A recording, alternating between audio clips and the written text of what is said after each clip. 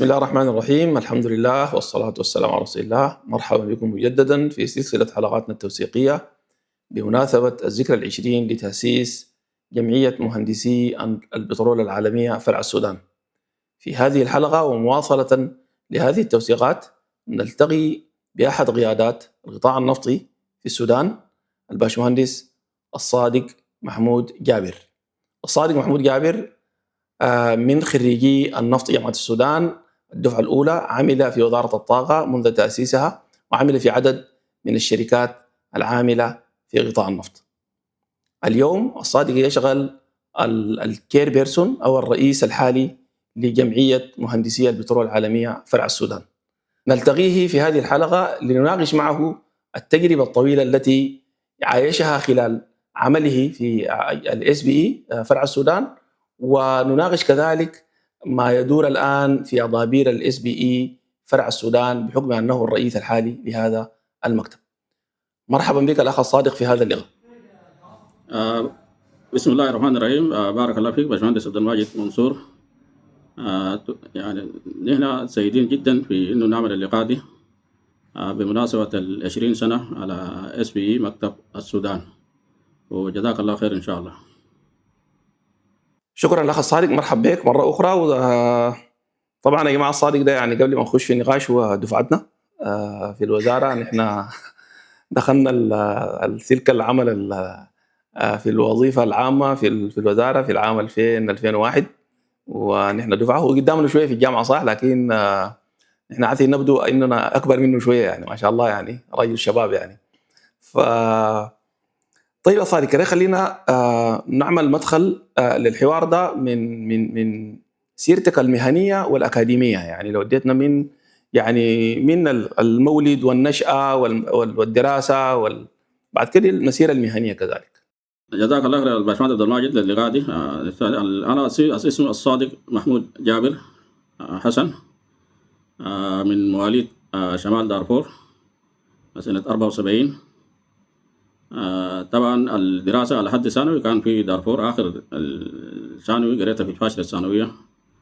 امتحنت في الفاشلة الثانوية ثانوي سنة 92. بعد الثانوي دخلت جامعة السودان في دفعة بداية 93 هندسة بترول.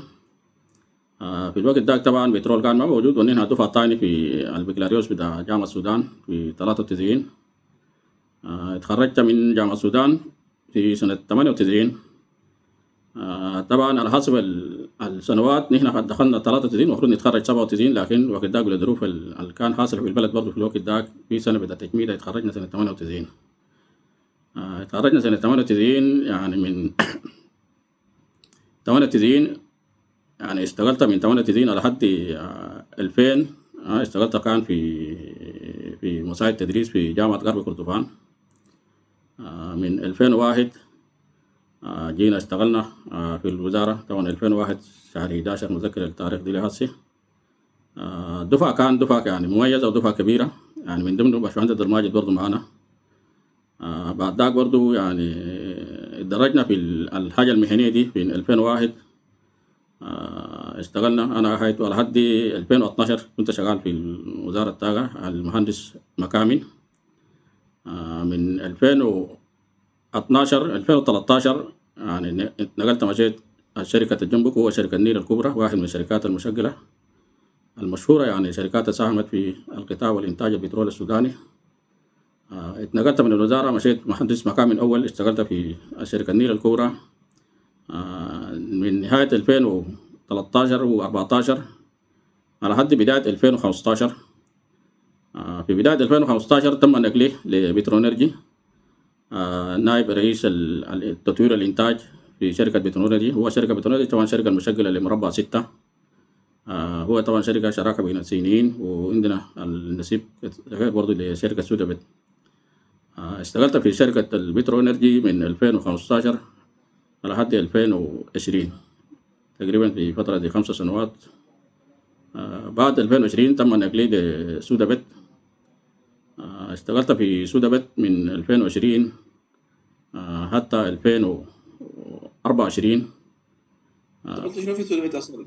السودابيت طبعا اشتغلت المرة الأولى دي كان المهندس البرنسبل انجينير المهندس مكامن في 2020 لحد 2021.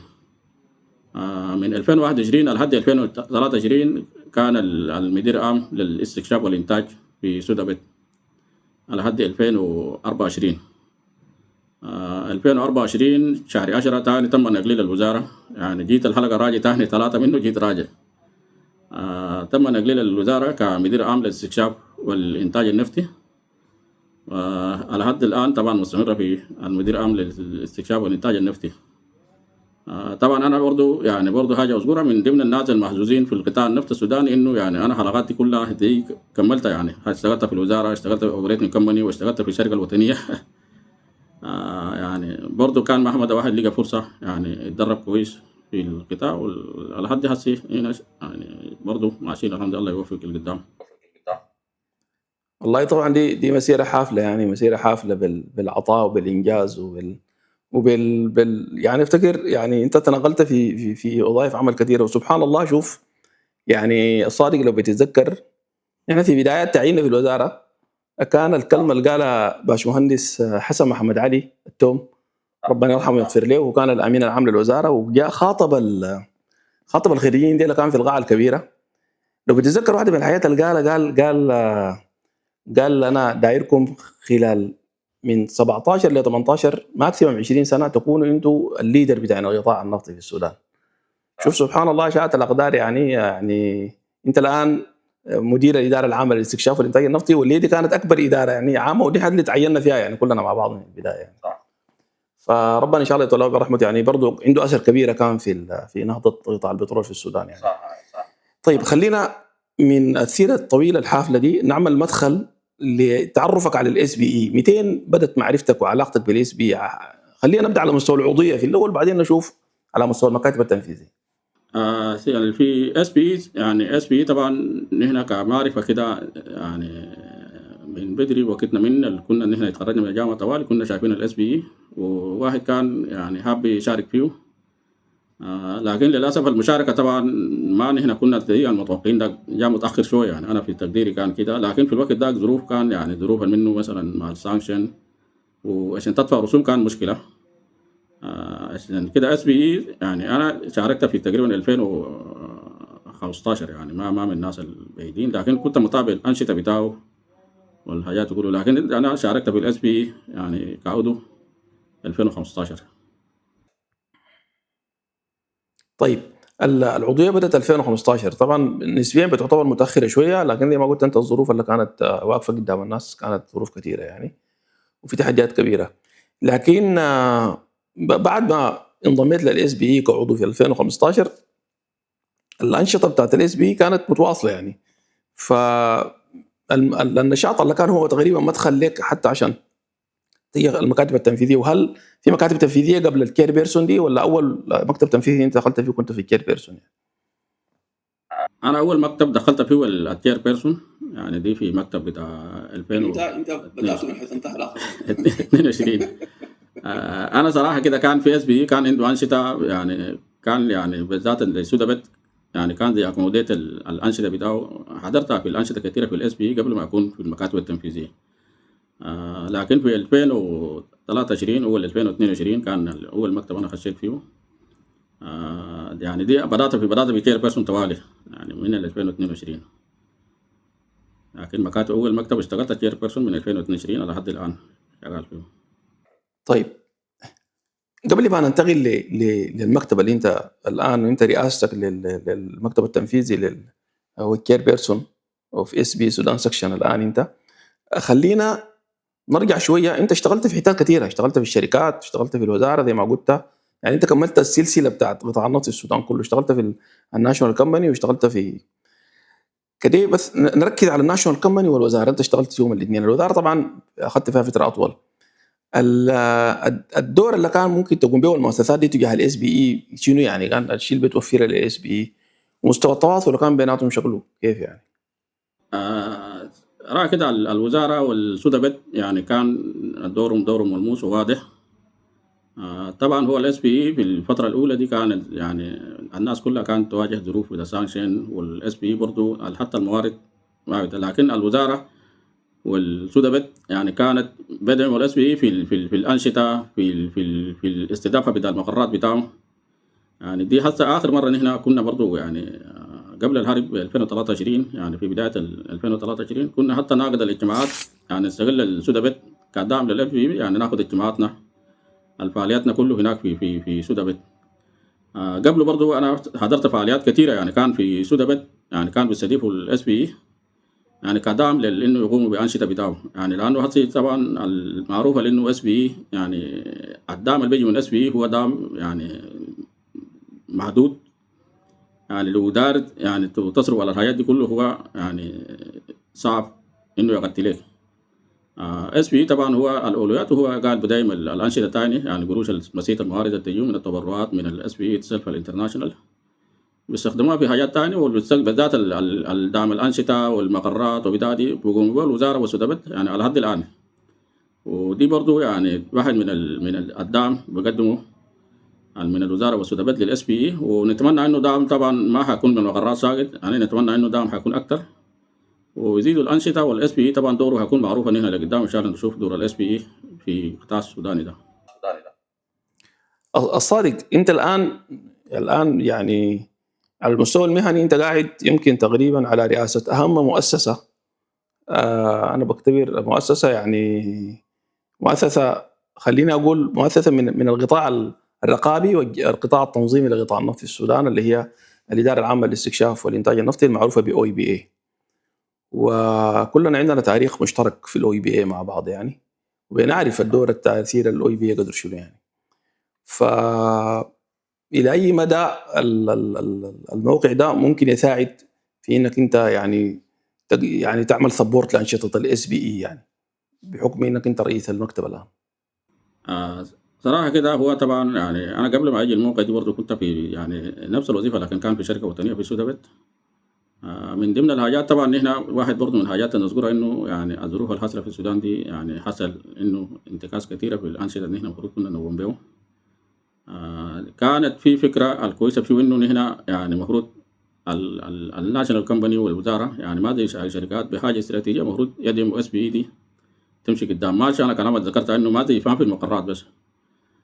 حتى نحن في الموقع يعني كنا مرات كثيرة نحن برضو اتكلمنا مع حتى الإدارات الأولى أكبر مننا في الوزارة في السودبت. يعني واحد من الحاجات اللي نحن كنا في راسنا ما قدرنا ننفذه إنه نحن السودبت مثلا تقوم تشترك في الاس بي اي زي الفورم بتاع الشركات الوطنيه الثانيه الكبار اللي بيشتركوا دي. وبعد ذاك نجي نعمل المكتبه دي سودابت بتاع اس بي اي بالذات في اسمه دي في الاس بي اي لايبراري ونفتحها انه بالذات الستودنت والبروفيشنال.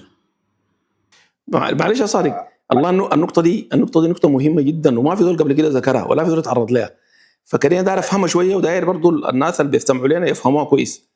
يعني هل في امكانيه انه الشركات زي سودابت تخش تعمل عضويه في الاس بي اي؟ هل الحكايه دي ممكنه وفوائدها شنو؟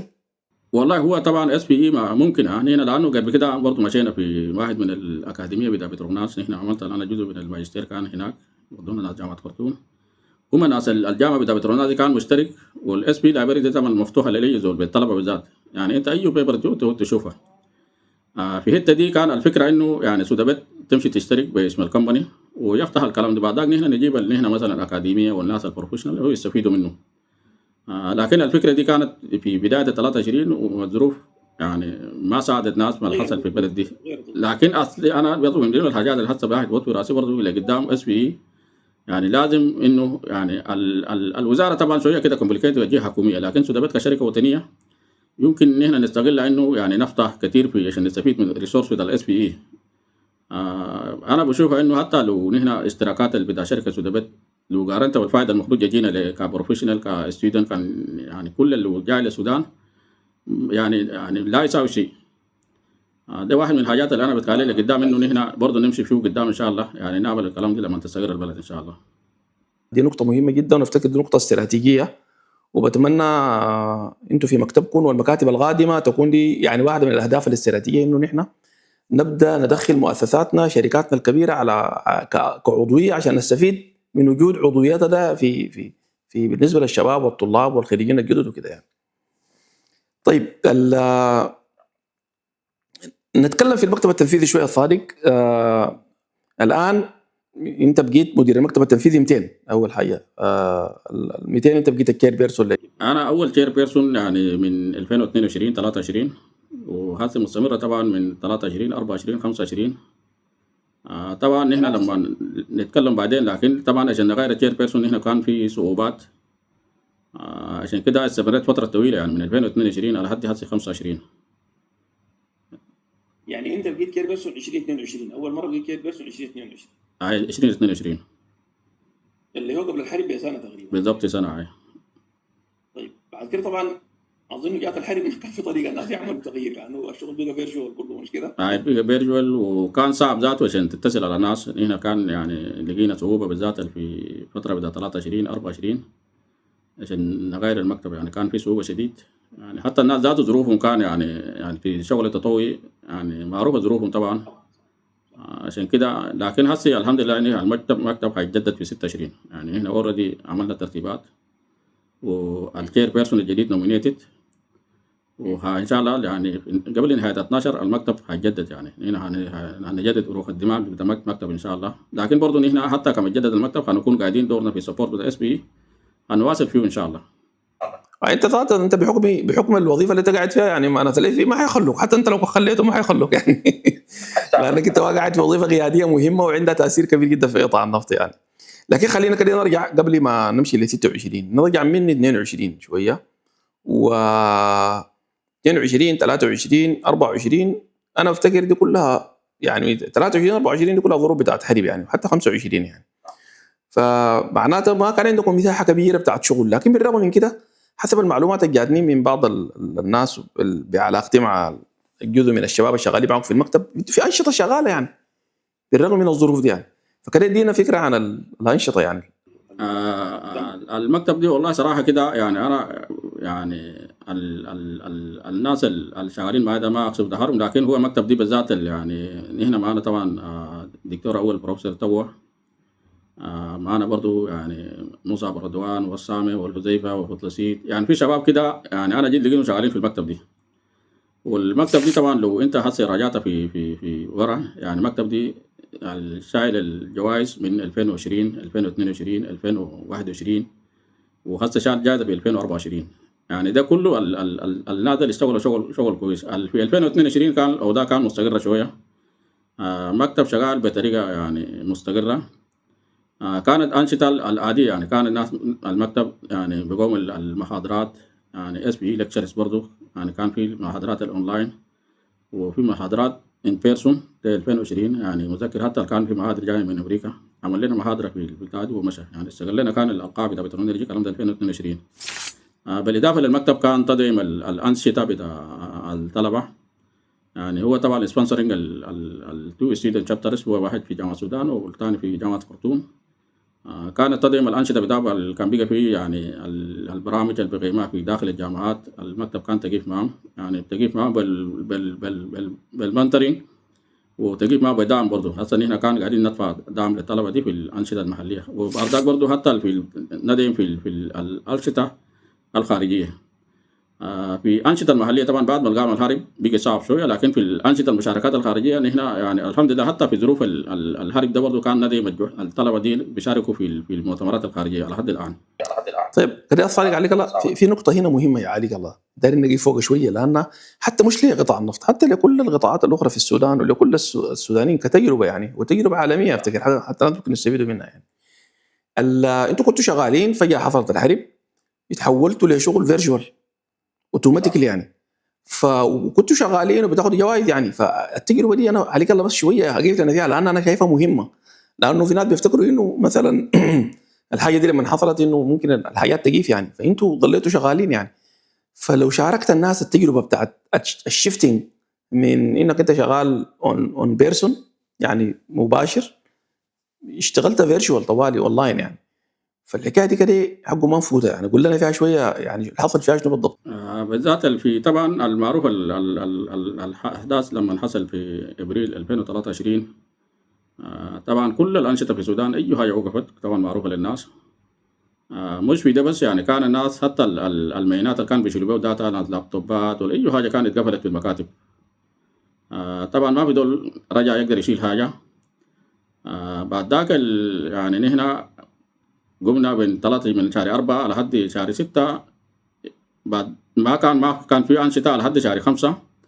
لكن لما جاء شهر 5 نحن برضو يعني انتبهنا إنه نحن المفروض يكون الريبورت السنوي المفروض يتسلم شهر 6 المفروض نسلمها.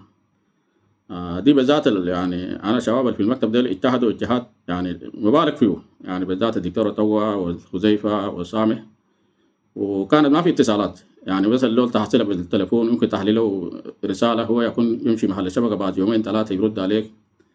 بدأنا نشتغل في ريبورت دي. بعد ذاك بقينا مثلا أي زول عنده كوميونيكيشن إنه يقدر يعني يحصل يعمل اتمام البتاع دي، جبنا فكرة بدأ إنه يعني نشتغل أونلاين ميتينج ده. بقينا بنانا أونلاين ميتينج، يعني بدأنا في إنه مثلا أي زول برا السودان، يعني مثلا الناس في مصر في السعودية في الخليج، يعني بقي جزء من الأعضاء بتاع المكتب طلعوا برا. يعني مني أنا ذاتي كنت في مصر. بدأنا ندور الشغل عشان على الأقل هنا نسلم التقرير. عشان نسلم التقرير برضو نحن التقرير طبعا بدون إنجازات ما بيجي. فكرنا إنه نحن والله لازم نعمل إنجاز عشان نسلم التقرير زي ما عشان كده عملنا يعني أونلاين لكشر، يعني واحد من الاس بي ديستنجويشد لكشر دي نحن يعني في شهر 5 عملناها شهر 4 5. يعني قدرنا قومنا فيه بالمجهود بتاع الناس دي. يعني صادق انتوا الحرب قامت شهر 4. 15/4، انتوا بعد شهرين سلمتوا التقرير؟ لا تقرير ما انا جاي في الحته تقرير ما سلمناه. تقرير ما اجتهدنا نسلم فيه. نينا اقمنا الاونلاين الديسنجويشد لكشر الفيرتشوال عملناه في شهر 5. لما جينا في التقرير يعني لقينا انه يعني نحن الداتا بتاعنا كلها لوس، يعني حتى اللابتوبات والايميلات طبعا برضه عشان ما في النت تفتح، بالذات الناس الكي بيرسون منه ناس السكرتير المصعب كانوا في السودان. عندنا التريجري المفروض يجي ريبورت اللي كان ماسكه المستر سامح، وبرضه حاجاته كلها حلاها في المكتب بتاعي يعني. لما بقينا انه وصلنا استحاله انه نحن نسلم تقرير في شهر 6. كتبنا خاطبنا الرئيس به قلنا له والله نحن الظروف اللي هسه حاصله في السودان دي يعني نحن تسمحوا لنا انه نتاخر في ريبورت شويه.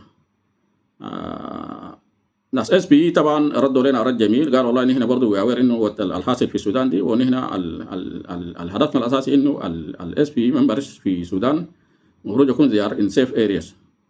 التقرير ده حاجات فورماليتي ان احنا ما عندنا مشكله، يعني ممكن لحد ديسمبر تسلمه عشان بعد ذاك في كومبليانس.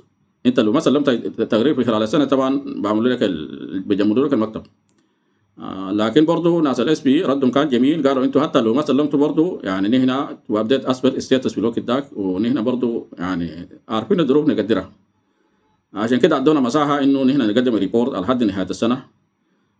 طبعا لما مشينا من نهايه السنه من شهر 7 و8 و9 قدرنا نجمع حالنا، قدرنا نجمع جزء من الداتا في الايميلات، ودول اللي قدر يشوف يعني الوسائل الموجوده. نحن من ضمن الحاجات الاكثر انجاز دي هسه انا بذكر الشباب اللي انه يعني كانوا في المكتب اشتغلوا فيه برئاسه الدكتور توا والناس حذيفه والسامي، انه نحن سلمنا التقرير برغم انه اخرنا لكن سلمنا. وناس اس بي زي كونسيدر ذات انه يعني نحن في ظروف الحادثه حاليا دي النت ما في، لا كوميونيكيشن ما في، والتواصل ما في، دي نحن قدرنا سلمنا الريبورت كيف يعني. ده برضو انا اللي قدام اتكلم انه من ضمن الحاجات اللي انه نحن زي ريكوجنايز اس في 2024. صادق والله دي نقطة مهمة، كتر خيرك انك انت فصلت فيها. يعني انتوا قدرتوا بعد شهر واحد من بداية الحرب، شهر واحد الحرب في شهر 4، انتوا شهر 5 عملتوا ايفنت صح. وقدرتوا تواصلتوا مع الجمعية وطلبتوا تأجيل، والجمعية ادتكم تأجيل تفهما لظروف الحرب وكده. انا افتكر في حد ذاته دي تجربة مميزة، وانا بفتكر ده فضل كبير يعني. وده انا بالنسبه لي يعني لو دار الخصه بقول الاراده بتهزم كل صعوبه، بتهزم كل تحدي، والاراده والتيم ويرك. يعني انتوا كنتوا شغالين في ظروف صعبه جدا يعني.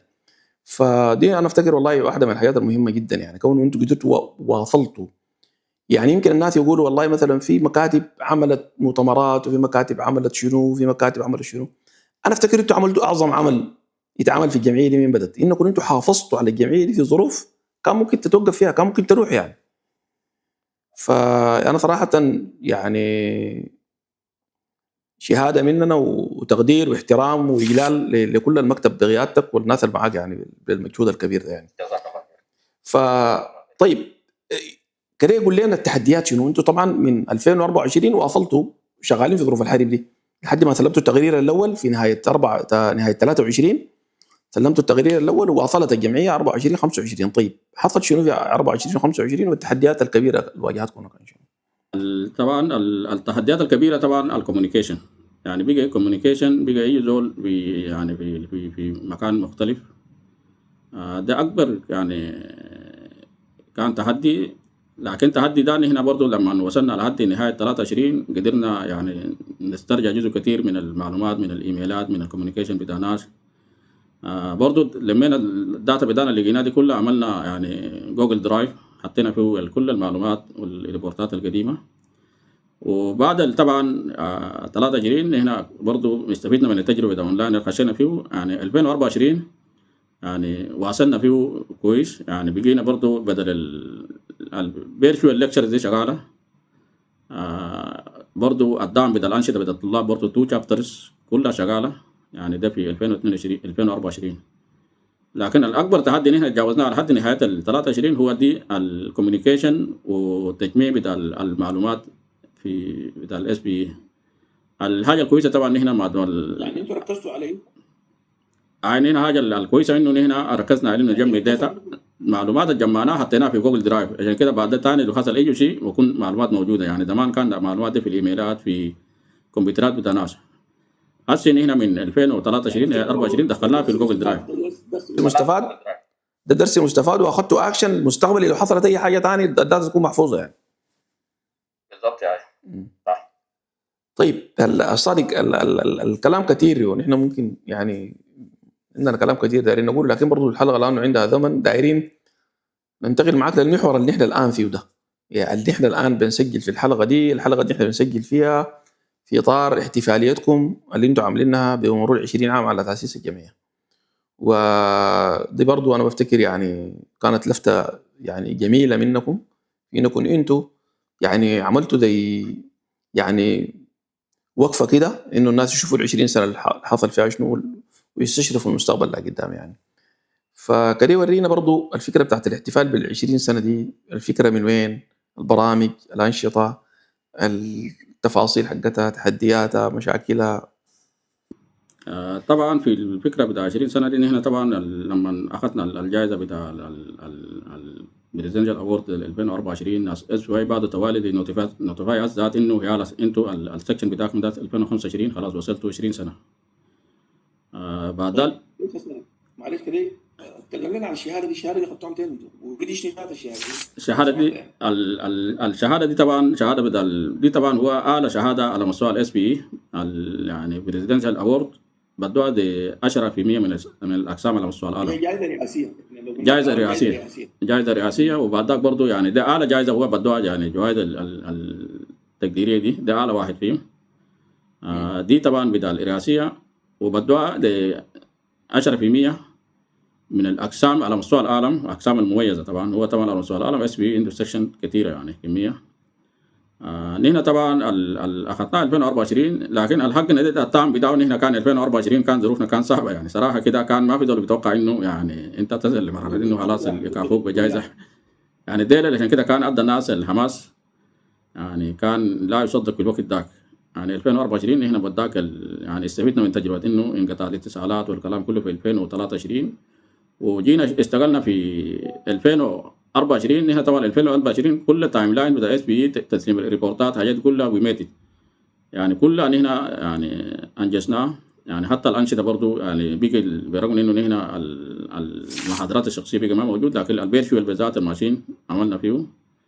بالاضافه لدعمنا الانشطه بتاع التو ستودنت شابترز هم عندهم انشطه طبعا ستيل لسه مشاركوا في المؤتمرات الخارجيه منه ادبيك طيب عشان نرجع لمحورنا الصادق، الجائزه الاخيره دي انت قلت هي كانت مدخل للاحتفال. الجائزه دي كانت شنو بالضبط وليه يعني كانت مدخل للاحتفال ده؟ الجائزه دي ما هو جائزه هو تقديريه وتشجيعيه يعني تقديريه تشجيعيه. وبعد ذاك هو طبعا الاس بي برضه زي كونسيدر انه يعني بعرفوا ظروف حق السودان سكشن وبيجي بعد الظروف الصعبه دي نحن اشتغلنا. وبعد ذاك الانشطه اللي نحن قدمناها كان اوتستاندينج صراحه كده يعني. دي الانشطه اللي نحن كنا نقدمها وقت كان البرد ما فيه هرب وزياده. عشان كده برضو هنا اخذنا الجائزه دي، وبعد الجائزه دي نوتيفاي انه اس بي ذاته جابوا لنا الايميلات انه والله يا اخي انتم ما وصلتوا 20 سنه ونحن يعني ممكن نشارككم في الاحتفال دي. عشان كده نحن بعد ذاك من النوتيفيكيشن بتاع اس بي بدانا طوالي نجهز في الجائزه دي. الجائزه دي جائزه طبعا يعني زي ما قلت رئاسيه تشجيعيه تقديريه، وهو اعلى واحد في المستوى الاس بي يعني عشان يدوها للاقسام دي. صراحة ده يعني دي برضو شهادة يعني تسجل لكم انتوا، ويعني برضو يعني افتكر صوت شكر نيابة عن كل مهندسي النفط في السودان. انا اقول لكم شكرا جزيلا على المجهود الكبير ده اللي توج بالجائزة الكبيرة دي في ظل ظرف لا يمكن لاحد ان يفكر انه الاس بي سودان سكشن ياخذ لانه في ظروف احسن مني ما اخذها، في ظروف احسن مني السودان ما اخذ الجائزة دي، فدي برضه والله حاجة كبيرة. طيب نخش في موضوع البرامج. الاحتفاليه دي فيها شنو؟ البرامج الاساسيه فيها شنو كده يعني؟ وطبعا طبعا من ضمن لما جانا النوتيفيكيشن هنا توالي immediately المكتب اجتمعت وقلنا دي ذاته فرصه عشان هنا تو شوكيس الهيستوري والاس بي ده كله، وبعد ذاك نقول نحن نستفيد منه ذاته التجارب الماضيه دي ونمشي لقدام برضه ان شاء الله ثاني ل 20 سنه قدام. عشان كده طوالي immediately هنا كونا ستيرنج كوميتي واكزيكتيف كوميتي، يعني بعد ذاك حطينا فيه برامج. من ضمن البرامج دي طبعا نحن نعمل شورت فيديوز نقول تيلينج ستوريز اللي هي الهسه نحن شغالين فيه دي والبودكاست، وبرضه طبعا نستضيف الاعضاء القديمه او الناس اللي اشتغلوا تشير بيرسون.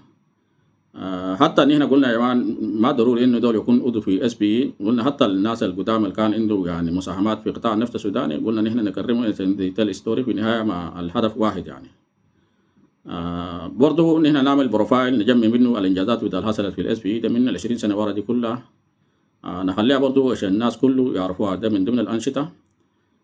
طبعا في اس بي ده كونا فيه ستيرنج كوميتي من ضمن بقياده الجير انا ذاتي مع الاعضاء بتاع ناس البروجرام والممبرز والتريجريز. زائد الثاني الاكزيكتيف كوميتي الثاني بتاع الرئاسه السكرتير هو المصعب، ودي طبعا شغال مع ناس يانج بروفيشنال وسينيور شابترز. طبعا الشغل الهسه نحن نسجل ده كله يعني ده شغله بتاع يانج بروفيشنال الستودنت يعني ما شاء الله برضه نحن نقدم له صوت الشكر في شغل اللي عملوها هسه دي. برضه طبعا بصبها في واحد من الاهداف بتاع الاس بي انه يعني نحن نأهل الشباب الصغار ديل يعني كيف يشتغلوا في شغل الأعمى وشغل يعني دي شغلات الفنيه دي، ده واحد من الاس يعني. لكن هو طبعا انه يعني ظاهر انه نحن يعني الانشطه ومن قبل الهارب ذاته يعني المكتب دي اكثر ناس الاكتف انه يانج بروفيشنالز والستودنت شابترز ديل. انا افتكر ده برضه الصادق ده سر النجاح. اتناقشت البارح كنا بنتناقش برضه مع باشمهندس احمد الياس. احمد الياس طبعا من الناس الرواد الاساسيين في الجمعيه، فكان هو ذكر النقطه دي، قال انه هو بيفتكر انه واحده من اسباب نجاح واستمراريه الجمعيه دي انها اعتمدت على الستودنت واليانج بروفيشنال، وكلامه صحيح. انا افتكر تعرف بتاكد على كلامه ده ذاته يعني صراحه برضه انا لانه الشباب ده لما جوني قالوا لي دايرين نسجل البودكاست وكده، وقالوا لي يا باشمهندس نحن دايرين انك انت تعمل البودكاست وكده، قلت لهم يا شباب الحكايه دي حقه تشوفوا الناس الصغار يعملوا الناس الصغار، هم كان فكرتهم لا هم فكرتهم انه هم دايرين زول عاش التجربه عشان لما يناقش الناس الكبار دي يكون عنده تاريخ مشترك معاهم يقدر. وانا افتكر ذكيه منهم، الفكره كانت ذكيه منهم يعني لدرجه ما ما شاء الله هم عايزين ما في كلام ان شاء الله. هنا برضه لمره ثانيه نسجل له شغل فغايته ان احنا برضه كتر خيرهم برضه دخلونا تجربه جديده، يعني ان احنا دخلنا مسار جديد ما كنا بنعرف له، يعني نكوننا لا عمل لقاءات ونناقش الناس والله هو حاجات دي مرات بيجي كده بالموهبه ساقط بدون ما تعرف انت بالذات هنا لما كانوا عبد الماجد قلنا خلاص ده احسن زول هسه يدير الحاجات دي. الله يكتر خيرك يا اخي، شكرا على السؤال الصادق، بارك الله فيك. الله يسلمك. طيب عسي وصلتوا وين في الاحتفال؟ يعني في ترتيبات الاحتفاليه و200 حيكون التتويج الختامي بتاع الاحتفاليه دي حيكون 200 يعني. هسه طبعا هنا بدانا برضه نشتغل في التسجيل بتاع الفيديوهات دي، المفروض يكون الليله بتخلي على حسب الزمن المفروض يكون الفيديوهات دي تنتهي الليله. برضه البروفايل اللي قلت عليك اللي اكوموديت كل الانجازات والحاجات اللي حصلت في الاس بي في ظروف 20 سنه دي برضه شغالين فيه، لكن ان شاء الله نتمنى يكون ينتهي في فتره قريبه. طبعا الاحتفال دي واحد من التحديات اللي هنا في احتفال حدث كده ولا بيكون كله فيرتشوال كده؟ والله هنا برضه ناقشنا الحته دي نقاش مستفيد ونقاش كثير، لكن في الوقت الحالي ده انه لقينا فيه صعوبه انه يعني تقوم بحاجه الحدث دي، عشان كده جينا في موضوع ده فيديوهات موجوده بروفايل يعني ننشرها في الوسائل اللي عندنا دي، ناس الفيسبوك والواتساب والتليجرام. الحاجات دي. لكن هنا فكرنا كثير في وقفنا في موضوع ده انه يعني انه المفروض يكون الحدث نقيم على الارض، لكن الظروف هسه صعبه طبعا. الحاجه الابتداء دي طبعا حتى الناس اللي انت تارجتنج انه كي بيرسونال داري يحضروا كلهم برا السودان هسه 3/4 هو اللي كان ما بقى كلهم. مفهوم. طيب هنا قاعدين على انه يكون حاجه يعني حارس على الارض. المشاركه بتاعت الاس بي انترناشونال شنو معكم في الموضوع ده؟ لانه هم قالوا زي انهم ممكن يساعدوكم يشاركوا يعني والله الاس بي انترناشونال لحد هسه مشاركاتهم هنا هم قالوا ممكن ينزلوا البرامج بتاع الايفنت بتاعنا دي ينزلوها في جي بي تي والجورنال اوف بتروليوم تكنولوجي. يعني هم هينزلوا حاجه هنا الكلام ده كله ينزلوها هناك يساعدونا انه ده سودان سكشن والايفنت اللي حصل كله. ونحن ان شاء الله يعني في بعد ما ننتهي من البتاع دي كله الفاينل ريزلت نديها لهم هو عشان ينشروها في المجله حقهم دي بتاع اس بي. طيب يا صديق، ده افتكر ده كلام كويس جدا، ان شاء الله يعني يتوج هذا الحدث. يعني صراحه احنا سعيدين بالبوستات دي بالبودكاست دي، والله صراحه يعني عملت ريفريش كثير للناس، ونحن ذاتنا تذكرنا المجهود الكبير اللي تم زمان وكده، وبقي عندنا نشاط وحماس نمشي لقدام، كان برضه نرجع نشتغل ثاني ان شاء الله. ان شاء الله يا اخي. طيب طيب يا صديق، الدور المستقبلي يعني الان الاس بي الحمد لله رب العالمين بعافيه وبخير وشغاله وموجوده، وكمان بتاخذ اوورد على مستوى عالمي، وعندها احتفال الان سنوي على 20 سنه وكده. وانت قلت لي انتم بصدد برضه تكوين مكتب جديد وكده يعني. طيب بغض النظر مكتب جديد ولا وصلتوا انتم، الدور المتوقع والمستقبلي من الاس بي اي في اعاده اعمار قطاع النفط في السودان بعد التجربه المريره اللي نحن مرينا بها، طبعا وانت شاهد يعني اكثر ذول قريب من الحدث مننا نحن يعني. يمكن نحن بنسمع سمع، لكن انت عندك التفاصيل على الارض يعني. فافضل من يتحدث عن هذا الامر انت يعني، لانك انت قريب وشايف الحاصل، وانت رئيس الجمعيه في نفس الوقت يعني.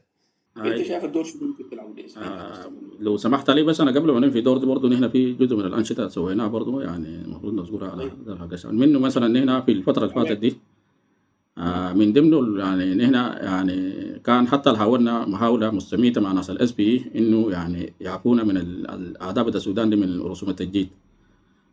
ده طبعا قام به الممبر شيب شير هو نزار عبد الباري. ده طبعا نحن وصلنا فيه مراحل كويسه. في الاخر مره يعني قبل شهرين انه ناس اس بي وافقوا انه يعني يعفوا الناس السودان اللي كانوا الاعضاء قدام اللي ما قدروا يجددوا يعفوهم من الرسوم. يعني اي ذول كان عضو في الاس بي في السودان ولو داري يجدد ما قدر يجدد هاي الظروف الحاليه حاليا دي اس بي وافقوا انه بعدها هو نحن نشوف الناس المفروض يكونوا يسجلوا وينه. ودكتور نزار ان شاء الله هنرفع له كشوفات. ده واحد برضه من الانشطه الناس قاموا به حاجه يعني. هذا كلام مهم شديد، ده انا افتكر دي نقطه مهمه شديد جدا. هاي كان يعني حاجه ممتازه. طيب انا افتكر بس الصادق، انا بدي اقول لك يعني قبل ما تخش انت لموضوع الدور المستقبلي، انا داير اقول يا جماعه دي من هنا يعني ده نداء لكل يعني كل مهندسي البترول في السودان وكل الناس كانوا اعضاء في الاس بي. الباشمهندس الصادق اللي هو الكير بيرسون بتاع السودان سكشن بيقول انه هم مع الاس بي يتوصلوا لانهم يعني يقنعوا الاس بي في انها تعفي رسوم التسجيل للسوداني بسبب ظروف الحرب. فدي فرصه يا جماعه الناس يستغلوها يعني، وكل الناس تعمل اعاده تسجيل لعضويتها يعني. طيب نواصل الصادق، نرجع للمحور اللي احنا ذكرناه في الاول ونشوف. طبعا لما نجي في دور المستقبلي للاس بي يعني انا صراحه كده ان هنا القطاع ده طبعا انت برضه واحد من الشهود في القطاع النفطي دي. هنا من 2001 يعني هسه وصلنا ليه كم 20 سنه. برضه في حاجات للاسف واحد برضه شايف القطاع بتاعنا دي يعني نحن وقت الحشينا دي كان يعني انا ما بعرف في تقييمي الشخصي يعني كان وده احسن من الان. دي طبعا يكون يعني الظروف الكثيره مرت بها السودان في الفتره الاخيره دي. لكن احنا ممكن نستفيد من الاس بي اي ناحيه يعني يانج بروفيشنال الناس المهنيين بتاع الاس بي اي. طبعا يعني عنده كميه من البالك اور ريسورسز ناس ممكن يستفيدوا منه. لكن برضه نحن الكلام اللي انا قبل ذكرته بانه شركه وطنيه ممكن تشترك وتعمل شيرنج انه يعني حاجه دي يعمل الاكسس للناس المهنيين يستفيدوا منه. في ظروفنا الحاليه دي يعني الاس بي طبعا الصوت بتاعه دي يعني بالقروش يعني ما حاجه فري، بيرون انه انت لو ودو بيكون بخفضوا عليك. لكن برضه ستيل يعني نحن لو ما قدرنا مشينا يعني نحل المشكله بدنا انه الاكسس نعملها للناس عشان الناس يقدروا يستفيدوا منه. وبعد ذاك النوع من التاهيل المهنيين والمهندسين دي نستفيد منه في اعاده الاعمار واعاده الحقولنا دي لسابق عهدها. الحاجة الثانية برضو يعني أنا كلام كان بايد بذكرها برضو في فورم كثير إنه نحن الحسي النفط بتاعنا شغالين دي شغالين في حتة حاجات عملها شفرا وخلاها لنا. نحن عندنا مربعات في شمال في الغرب يعني دير حتات بيرجن خالص ونحن الناس يشتغلوا عليه عشان نشتغل عليه نحن دايرين نأهل الناس المهنيين. صحيح يعني نحن في حتى الجيل بتاعنا دي ما خلاص وصلنا زي ما بوصلنا في أواسط الأمور وماشيين قدام الله يطول في الأمور. لكن الكلام ده كله بعملوها الناس الصغار ديل صادقة حديث الشباب يا صادقة. ما في عندنا شباب لكن برضو يعني نحن دارين ناحل الشباب الصغار اللي يدوب الحسي في الجامعات والخريجين الجداد دي يعني ان شاء الله اس بي لقدام انه يعني توفر ريسورسز يعني حاجات التدريبيه. اس بي عنده يعني a lot of resources حتى نحن كاعضاء ناس ما قاعدين نستفيد منه. لكن نحن ان شاء الله يعني الاس بي تحاول بقدر الامكان يعني الريسورس دي to be available للناس المحتاجين ان شاء الله في السودان. كان بقى في الطلبه كان بقى في يوم بروفيشنال حتى كان بقى الناس البروفيشنال برضه يعني اس بي يعني 1 بترو دي لو خشيت فيه كميه من يعني اسمه ده بعد ذاك في كميه من المراجع يعني لو بالقروش صعبه طبعا. نحن ما كل الناس يكون بالذات في بدايه الحياه المهنيه دي طبعا الناس ظروفهم وبالذات كمان البدايه الحياه المهنيه نحن بعد التخرج دي طبعا اكثر وقت انه الناس دول يتعلم فيه. يعني عشان كده نحن نحاول بقدر الامكان اس بي يعني في الفترات الجايه دي ان شاء الله يعني كان بقى مكتبنا ده مكتب قدام انا نوصي بانه هو يعني they make resource available للممبرز بتاعهم يعني members وستودنتس وحتى البروفيشنال برضه. يعني بالنهايه نحن اي دول يعني بعد نأهل الناس ديل يعني نحن ان شاء الله قطاع النفط دي يعني لما يجي في اعاده اعمار يعني نهيدا من سيرات الاولى مش اكثر من سيرات الاولى. يعني نحن دارينا يعني بدل لو كنا نحن ننتج حتى في حته معينه محدوده دارين نشتغل في شمال في الغرب في الوسط في الشرق كل اي حته فيه يعني احوات رسوبيه فيه يعني بورون لانه البترول نشتغل فيه. ايوه نظر جنبه اكثر من الاولى يعني هنا دارين المفروض يكون اكثر من الاولى. طموح كبير والله. وان شاء الله. والله خالد شوف المهندسين السودانيين عندهم القدره يعني صح. ما صعب الموضوع ما صعب. وهو طبعا انا برضو واحد من الشيرنج الكلام دي الكلام الفكره اللي انا بقوله دي يعني نحن حتى على مستوى الوزاره ذاته انا ناقشت الناس كتار حتى على مستوى الوزير. صحيح البترول طبعا كوستلي لكن برضو انا من التجارب يعني كنت يعني شهر 2 اللي فات كنت في الانديان اويل ويك انه في بتاع المؤتمر الطاقه الهندي ده مشينا الهند. شهر 9 مشيت برضو حضرت مؤتمر ثاني في بتاع الطاقه هو الاسبوع البترول الافريقي في غانا. لقيت شركات كثيره ولقيت الناس برضو بتاع الحكومات يعني انه الحكومات هتسي البترول بقى فيه الريسك بتاعه عالي. بقى حكومات قاعد تتحمل جزء من الريسك حتى على الهنود كان قالوا يعني نحن نعمل بيد راودنج لكن في جزء من البلوكات نحن جس يجوا ناس يعملوا لنا سايزميك وحكومه تدفع قروشه. الوضع زي ده مثلا انا عشان اجيب زول هنا في حتاتي هنا يعني اصلا ذاته ما في داتا دي عشان يجيب زول هيمشي لزول اللي بدفع طبعا ما حيجيني.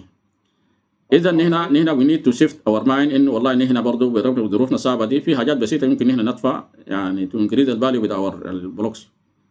يعني دي انا ناقشت بيه ناس كثيره لكن الناس كلها حتى متفاهمين يعني برغم ان الظروف صعبه لكن نحن قدام له وضع ستيبل. ودي طبعا نحن في عشان الكلام دي برضه في معلومه ثانيه انا تو شير ويز بيبل انه يعني لو هسه عملت الاحصائيه للعاملين في قطاع النفط السوداني ده اعمارهم تلقى يكون كلهم من ال50 وماشي قدام الكير هيميل من 50 وقدام. الاقل من 50 ديل ولا 30% يعني صراحه كده هم عددهم شويه لكن ما لقوا فرصه يشتغلوا بسبب الظروف. لا بقصد لانه هنا حتى الناس شغالين انا بقصد الشغالين ديل يعني هسه داروا جيجو كله يعني عشان كده نحن لازم يعني نأهل الناس اللي تحت ديل ونستغل الاس بي اي لتأهيل المهندسين اللي تحت ديل. القطاع بدا يشيخ يعني شيخت هو فعلا. ونحن ان شاء الله بوجود الاس بي اي يعني نحن نأهل اليوم بروفيشنال ونبدا من الستودنت ونمشي قدام وتأهيله ديل ان احنا ما خلاص انا قبل قلت برون انه هنا دايرين شباب لكن ستيل برضو يعني نحن هسه الفتره الجايه دي يعني القطاع اللي نحن دايرين يزدهر دايرين دماء جديده الناس شباب ويديروا القطاع ان شاء الله. ونحن يعني عندنا امل انه قطاع النفط السوداني ترجع احسن من زمان ثاني ان شاء الله. ان شاء الله ده الامل ودي الثقه المتوفرة عندنا ومتوفرة في كل الغادة الموجودين في قطاع النفط في السودان في الآن، وكل الناس الظروف مرقتهم شغالين برا، وكلنا نحن أبناء السودان وأبناء هذا القطاع. يعني إحنا كل الناس اللي قاعدين شغالين برا ديل نحن شغالين بخبرتنا اللي عملناها في السودان، والبلد عندها علينا حق، كلنا البلد عندها علينا حق. فإن شاء الله متى ما تيسرت الظروف والناس يعني البلد نادتهم في انهم يقوموا بدورهم، ان شاء الله الناس كلهم بيكونوا حاضرين لخدمه قطاع النفط في السودان. الصادق اللقاء شيق وممتع، الزمن سرقنا كثير. دار اديك كلمه اخيره، لو عندك اي رساله، عندك اي حاجه تقولها في نهايه هذا اللقاء. جزاك الله خير يا باشمهندس عبد الماجد. انا والله صراحه كده في كلام كده قاعد بقوله توالي، يعني كل ما القى زول جديد ولا خش في شغل قاعد بقول له النجاح ده دائما اكون انت يعني لو مهزوز تلقى يكون في ظروف جنبك بيساعدك، لكن النجاح دائما بيعتمد على اجتهاد الزول الشخصي.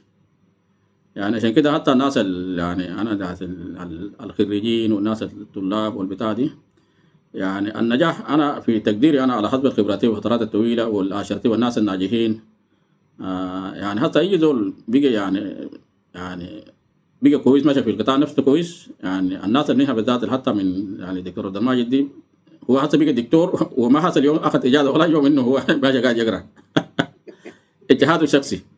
انا عشان كده دائما بقول انه الزول حتى الظروف كمان ما ساعدته ما ييأس، يجتهد، واجتهاد ده في النهايه يعني اجتهاد والاستمرار بيجيب النتيجه. في نفس الوقت برضو نحن في الاس بي اي برضو يعني حتى كان المكتب حقنا دي ولا اي مكاتب جايه يعني يحاولوا بقدر الامكان انه يوفروا الريسورسز التعليميه دي للناس المحتاجين، انه الناس الخريجين والناس اليوم بروفيشنال. الثاني برضو نحن يعني حتى القطاع نفط السوداني ده طبعا لو جينا هيكون نجيب في الشركه الوطنيه، هو شركه ممثله في سودابت، والوزاره الطاقه برضو عشان القطاع ده تتطور لازم برضو هم برضو يتحملوا مسؤولياتهم ويأهلوا اليانج جنريشن ديل. ديل في النهايه يانج جنريشن ديل هيشيلوا يعني القطاع ده كله. ونحن نتمنى ان شاء الله، يعني انا قبل كده برضو في واحد من الدردشه سايت يعني كلام كده ذكرت له، قلت له يا جماعه هنا هسي مع عمر ده ماشي، انا خايف يكون هنا نطلع معاش ونخلي قطاعنا دي مجحجح، وقطاع ده انا لو ما اخلنا الناس اللي ورانا ديل وكلام هيجي صحيح، ونحن اكون نطلع معاش والامر ده لو الله مدى في الامر وقطاع بتاع دي. عشان كده نحن برضو يعني الناس المسؤولين حتى نحن ذاته يعني نشيل في اعطينا كان نستخدم اي الوسائل الموجوده، كان بقى في الاس بي اي، كان بقى شركه وطنيه، كان بقى وزاره، ان احكي للناس في البتاع. برضو اس بي طبعا حتى بعمل اويرنس للمجتمع برضو، يعني نحن كنا برضو من ضمن الاشياء كان يعني اويرنس للمجتمع، محاضرات للطلبه، الكلام ده كله عشان انه ناس يعرفوا من البدري قبل ما يمشي جامعه ذاته يعرف انه والله القطاع الطاقه دي شكله كده كده، وزول من المدرسه ثانوي يجي جامعه عارف هو داير يسوي شنو. وان شاء الله ديل الرسائل ان شاء الله، ونتمنى توفيق لقدام. وان شاء الله نحن برضو نتمنى انه يعني اس بي يعني ديل ال 20th anniversary، لكن نتمنى برضو تاني يمشي قدام ل 20 30 40 سنه واستمراريه ان شاء الله. شكرا باشمهندس الصادق محمود جابر.